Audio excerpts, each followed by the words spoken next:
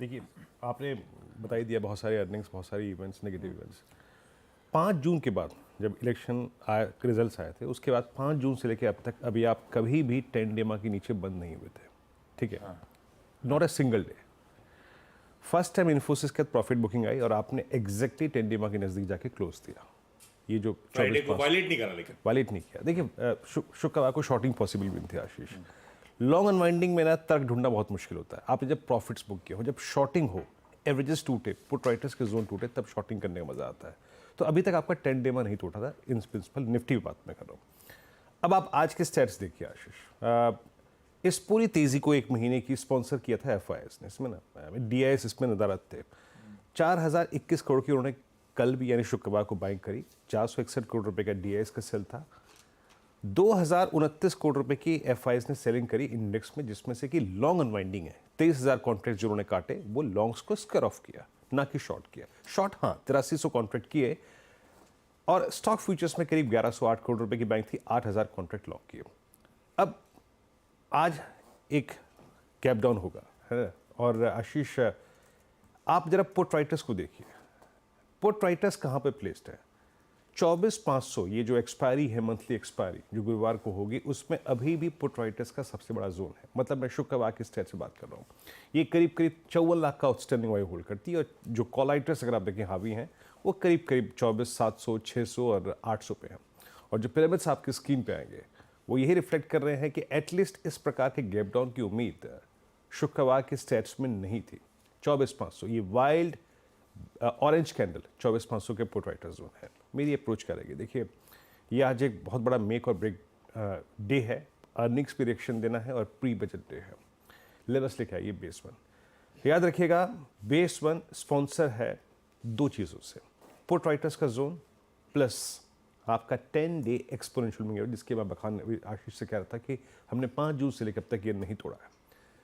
But अगर हम इसके नीचे सस्टेन कर रहे हैं, जिस प्रकार की अर्निंग्स आई हैं, जिस प्रकार का ग्लोबल सेंटीमेंट है और स्पेशली आई थिंक वो प्री बजट प्रॉफिट टेकिंग का एनवायरनमेंट, ये एक शॉर्ट का स्कोप हो सकता है। लेकिन याद रखिएगा रिस्क रिवॉर्ड रेशियो को देख के शॉर्ट कीजिएगा, because ultimately if you break 10 डेमा the possible target zone is 384, 317 और जो 246 लिखा है ना सबसे नीचे, 246 और 204 के बीच में उस 40 पॉइंट के अंतराल में आपका आता है 20 डे एक्सपोनेंशियल मूविंग एवरेज, जिसको शायद आप विजिट करने जाएंगे 4 जून के बाद पहली बार।